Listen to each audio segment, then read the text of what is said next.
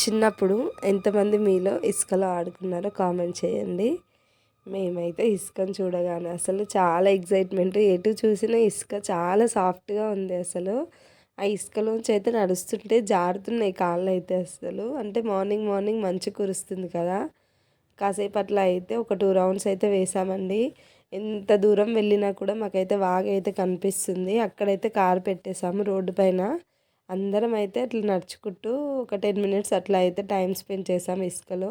ఎందుకంటే ఎంత మంచిగా ఇసుక మనకైతే దొరకదు కదా, మనకి ఏదైనా అంత డస్ట్ లేదు, చాలా బాగుంది. అయితే ఇక్కడ వాటర్ అయితే అసలు లేవండి. వాటర్ ఉన్నాయేమో ఇక్కడ స్నానాలు చేసి వెళ్దాం అన్నట్టు వచ్చాము, కాకపోతే అసలు వాటరే లేవు.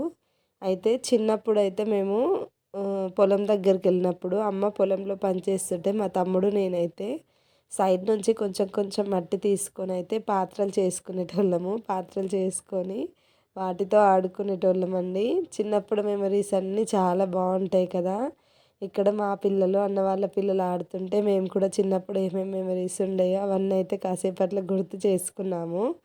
చేసుకొని అయితే ఇక్కడ అసలు వెళ్ళాలనిపించలేదు. చాలాసేపు అయితే ఇక్కడ ప్రశాంతంగా ఉంది టైం స్పెండ్ చేసి చిలకల గుట్టకైతే బయలుదేరామండి. అసలు చిలకల గుట్ట ఏంటి ఆ స్టోరీ నాకు తెలిసిన దాంట్లో మీతోటి అయితే కొంచెం అయితే షేర్